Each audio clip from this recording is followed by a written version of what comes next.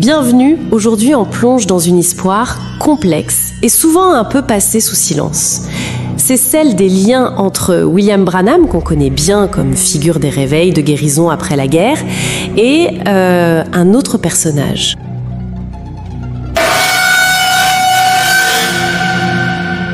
Roy Davis. Oui, Roy Davis. Un nom qui revient souvent quand on creuse un peu autour de Branham. On le décrit parfois comme une figure clé, peut-être même la plus importante dans l'ombre de son ministère. Et son parcours, d'après ce qu'on a pu voir dans les documents, est loin d'être simple. Assez sinueux et même sombre, c'est le mot. Tout à fait. Et comprendre ce personnage, Roy Davis, c'est essentiel, je pense, pour saisir certaines facettes du mouvement de Branham. C'est incontournable, en fait. Alors justement, commençons par là. Qui était Roy Davis ? Les sources le décrivent de manière assez multiple. Oui, multiple, c'est le moins qu'on puisse dire. D'abord, il y a son implication très précoce dans le Ku Klux Klan. On parle du KKK de 1915, le second clan. Membre fondateur, rien que ça. Là oui, dès le début. Et pas seulement ça, il y a aussi un casier judiciaire assez chargé, non ? Vol, agression... Exactement. Vol qualifié, détournement de fonds, même une accusation de complicité pour meurtre à un moment donné au Texas, même s'il a été acquitté pour ça. Et puis il y a sa vie personnelle, bigame, menant plusieurs vies en parallèle. Un personnage.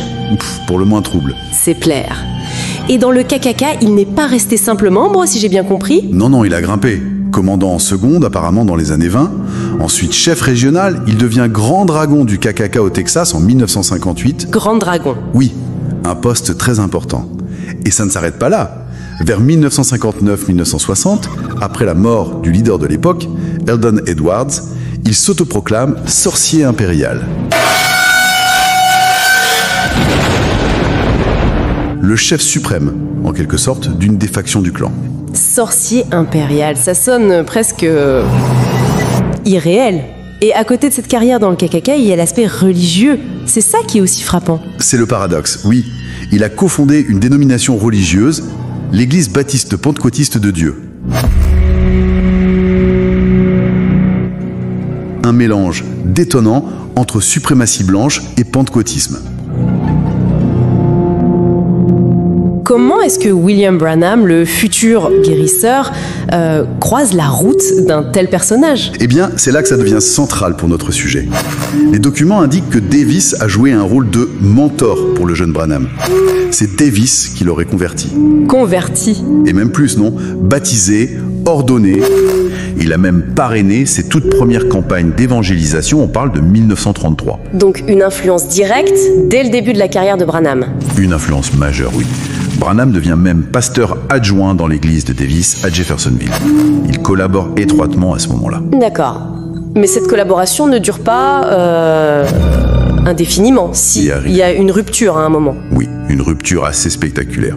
Ou du moins, un événement qui change la donne. Davis est arrêté en plein service religieux dans son église. Arrêté ?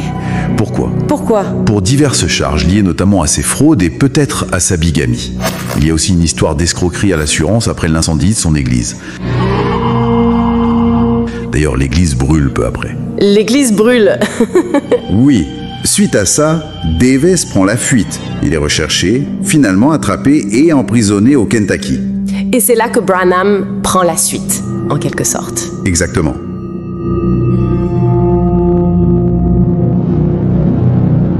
C'est dans ce contexte que Branham reprend une partie de la congrégation laissée vacante par Davis et fonde sa propre église, le Branham Tabernacle, à Jeffersonville, sur les fondations, ou du moins dans la continuité, de l'église de Davis. Donc, on pourrait penser, Davis en prison, Branham lance son propre ministère. Fin de l'histoire commune. Mais apparemment non. Ben non, justement. C'est là que ça devient encore plus complexe. Les sources suggèrent fortement que les liens n'ont pas été coupés, loin de là. Après la sortie de prison de Davis, dans les années 50-60, oui. Une fois libéré, Davis reprend ses activités, tant religieuses que politiques, disons, et il se trouve qu'ils évoluent dans les mêmes cercles, des milieux pentecôtistes fondamentalistes, notamment sur la côte ouest des États-Unis. Ils se recroisent, ou ils maintiennent le contact. Les deux, probablement.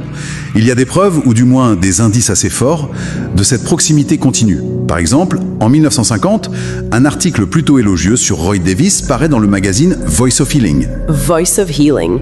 C'est la publication de Gordon Lindsay, un associé très proche de Branham à l'époque, qui publiait ses campagnes de guérison. Tout à fait. Donc voir Davis promu dans ce magazine, ça pose question. Certains pensent que c'était peut-être une sorte de message voilé, voire une menace envers Branham, pour lui rappeler leur lien. Intéressant comme interprétation.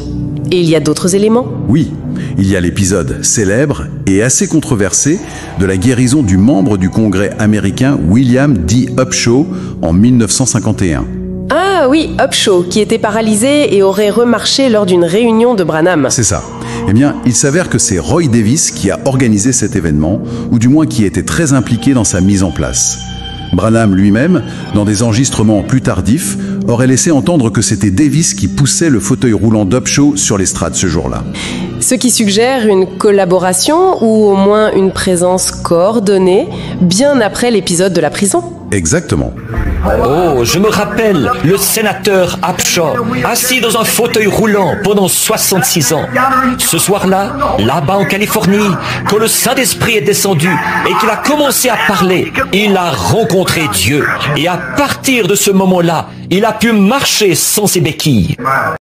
En 1949, William Branham a publié un article écrit par l'ancien membre du Congrès William D. Upshaw, faisant l'éloge des réveils de Branham, le décrivant comme entre guillemets « les nouveaux actes des apôtres ». Branham a même imprimé cet article d'Upshaw, il en a d'ailleurs fait la une de son magazine, The Voice of Healing, paru en 1949. Quelques années plus tard, Roy Davis, William D. Upshaw et William Branham ont mis en scène un acte qui propulsera le ministère de William Branham. Upshaw, qui marchait physiquement, avec, et parfois sans béquille, depuis des années, a été envoyé par Davis pour faire semblant d'être un invalide, en fauteuil roulant, afin de simuler une guérison, lors de la réunion de Branham dans une autre ville. So there was a minister, the one that ordained me in the Missionary Baptist Church, Dr. Roy Davis. Et alors, il y avait un ministre, celui qui m'a ordonné dans l'église baptiste missionnaire, le docteur Roy Davis. Sister Upshaw, the very one that sent Brother Upshaw over to me or talked to him about me, Dr. Roy Davis. Sœur Upshaw, c'est celui-là même qui m'a envoyé frère Upshaw, ou qui lui a parlé de moi, le docteur Roy Davis.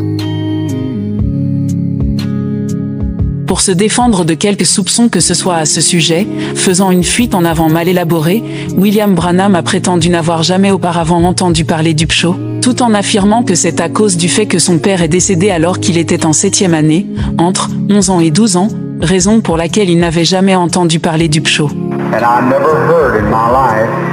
De ma vie, je n'ai jamais entendu parler de ces vaillants hommes, Messieurs Upshaw. Vous savez de mon langage que je ne suis pas instruit. J'ai grandi dans une famille nombreuse de 10 enfants. Je n'avais même pas reçu une instruction de l'école primaire. Tout ce que j'ai eu, c'est l'instruction des 7e année primaire. Je devais aller travailler pour prendre soin des 9 enfants. La santé de mon père n'était pas très bonne. Il est mort jeune et je devais travailler. Je n'ai point reçu mon instruction, sinon j'aurais connu M. Upshaw. Pourtant, le certificat de décès du père de William Branham révèle qu'il est décédé en novembre 1936, année durant laquelle William Branham avait pourtant déjà totalisé 23 ans. Et Branham connaissait suffisamment Upshaw pour avoir 2 ans auparavant imprimé l'article de ce dernier en 1949 sur son magazine The Voice of Healing. Il a d'ailleurs été confirmé sur ce même fameux article que Upshaw travaillait en étroite collaboration avec Roy Davis et par extension Branham dans la mise en place d'une nouvelle base du Ku Klux Klan dans la région.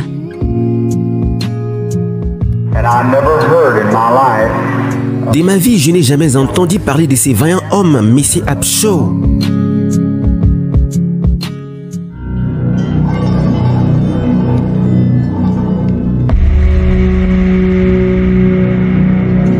C'était Davis qui poussait le fauteuil roulant d'Upshaw sur l'estrade ce jour-là. Ce qui suggère une collaboration ou au moins une présence coordonnée bien après l'épisode de la prison. Exactement.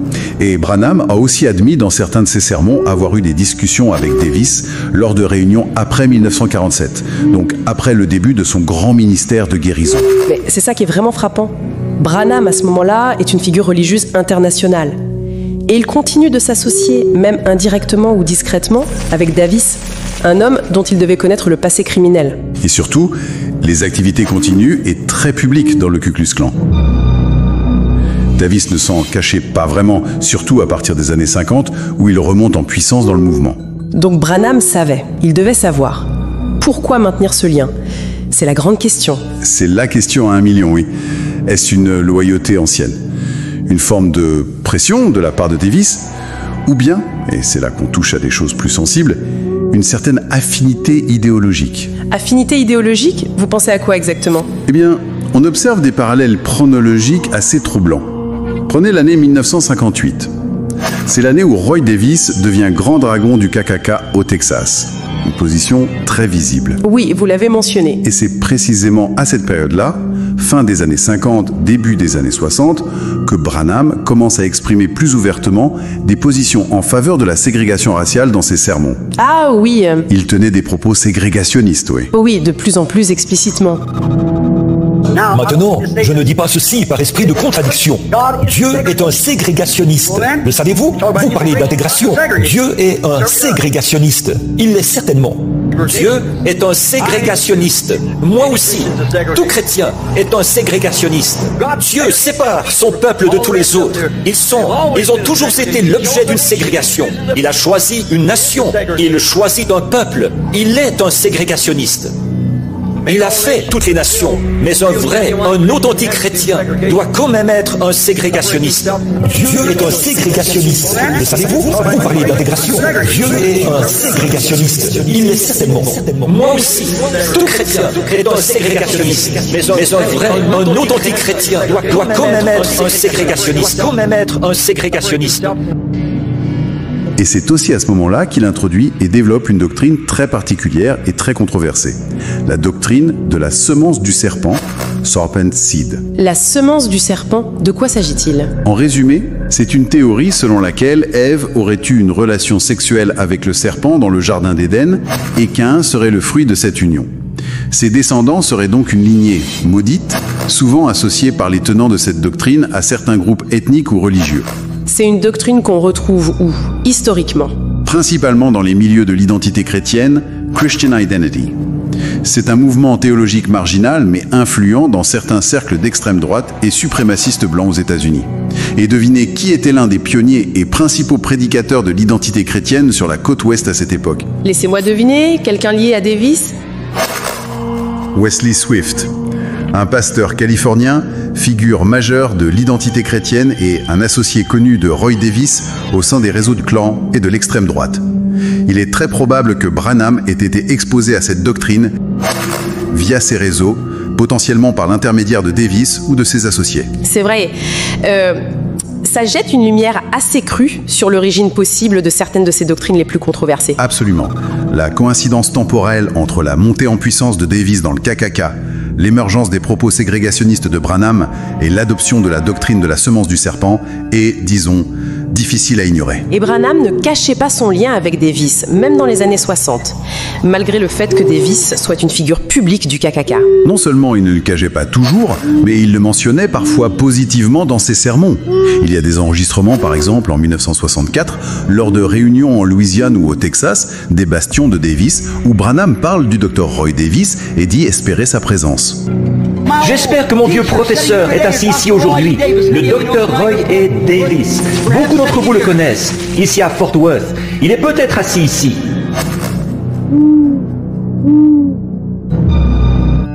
Même après des événements médiatisés impliquant Davis et le KKK. Oui, par exemple en 1961, Davis est arrêté de manière très médiatisée à Shreveport, en Louisiane, pour avoir organisé un auto-da-fé de croix, une cérémonie typique du KKK. C'est public, c'est dans les journaux.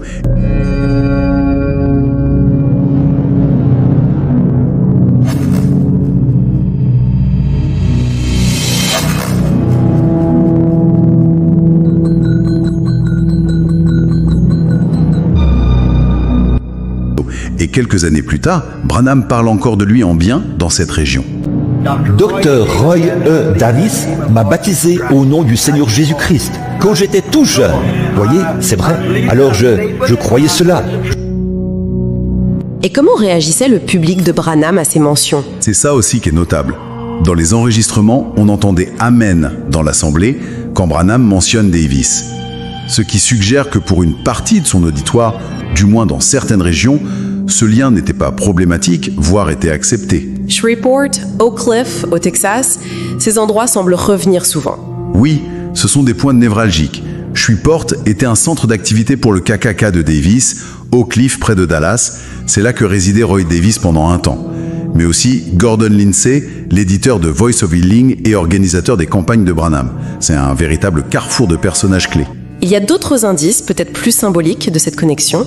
Oui, il y a des détails qui peuvent sembler mineurs, mais qui, mis bout à bout, par exemple, la devise utilisée par la branche du KKK dirigée par Davis était « Hier, aujourd'hui et à jamais ».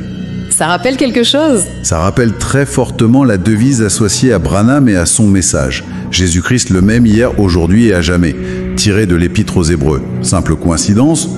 Ou un clin d'œil, une référence partagée? Difficile à dire, mais la similarité est frappante. Et il y aurait même eu des rumeurs de recrutement. Oui, des allégations, difficiles à vérifier évidemment, mais persistantes, selon lesquelles des membres du clan auraient discrètement tenté de recruter de nouveaux adhérents lors des grandes campagnes de guérison de Branham, profitant de ces rassemblements massifs. C'est vertigineux comme possibilité. Et puis, il y a cette phrase, une citation rapportée par Branham lui-même, assez énigmatique. Ah oui, celle où Branham raconte une conversation avec Davis. Apparemment, lors d'une discussion un peu tendue,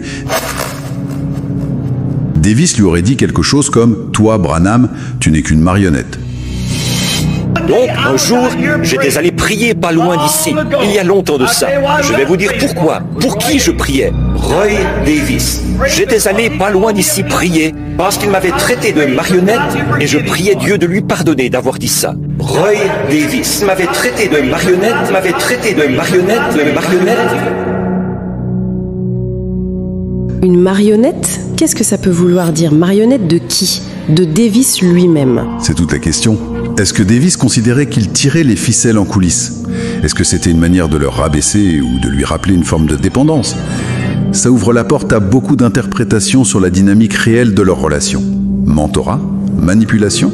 Collaboration entre égaux? Difficile de trancher définitivement. C'est clair. Mais si on récapitule tout ce qu'on vient de voir, les preuves, les indices, les coïncidences, ça dessine quand même une image assez claire, non?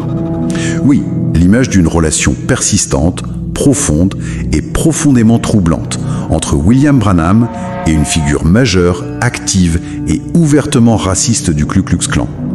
Une connexion qui a duré des décennies, depuis les tout débuts jusqu'à la fin de la vie de Branham. Et c'est une connexion qui est souvent minimisée, voire complètement occultée dans les récits plus officiels ou hagiographiques sur Branham. Tout à fait. C'est souvent le point aveugle, l'aspect qu'on préfère ne pas voir ou ne pas mentionner. Pourtant, les éléments sont là, documentés. Alors, pour conclure, quelle réflexion est-ce que ça nous inspire? Qu'est-ce que cette association nous dit? La question fondamentale qui se pose, c'est quelle lumière est-ce que ce lien jette sur le message global de Branham? Sur son héritage théologique et spirituel? Dans quelle mesure cette proximité avec une idéologie aussi sombre a-t-elle pu influencer, consciemment ou non, ses propres enseignements? Et au-delà de Branham lui-même, ça interroge sur la manière dont les mouvements religieux peuvent être façonnés ou du moins affectés par les réseaux et les affiliations parfois cachées de leurs leaders. Exactement. Comment les liens personnels, même avec des figures controversées, peuvent-ils imprégner un mouvement entier? C'est une réflexion importante sur la complexité de l'histoire, sur les zones d'ombre qui existent souvent derrière les figures charismatiques, même religieuses. Une complexité qu'il faut oser regarder en face, je crois. Une histoire complexe, en effet, et qui mérite certainement qu'on continue de creuser. Merci pour cet éclairage. En fait, c'est eux qui ont payé ma facture d'hôpital. À la maison, nous n'avions même pas de quoi manger. Alors, comment aurions-nous pu payer une facture d'hôpital de plusieurs centaines de dollars? Mais elle, par l'entremise de l'association de bienfaisance de son église et du Ku Klux Klan, elle a payé ma facture d'hôpital, les francs-maçons. Je ne pourrai jamais oublier ces gens. Voyez, quoi qu'ils fassent, peu importe, malgré tout, c'est quelque chose, ça, que je ne peux pas oublier. Voyez-vous, ce qu'ils ont fait pour moi, ils ont payé la facture du docteur Reader. Mais elle, par l'entremise du Ku Klux Klan, les francs-maçons, je ne pourrai jamais oublier ces gens. Voyez, quoi qu'ils fassent, peu importe, quoi qu'ils fassent, peu importe.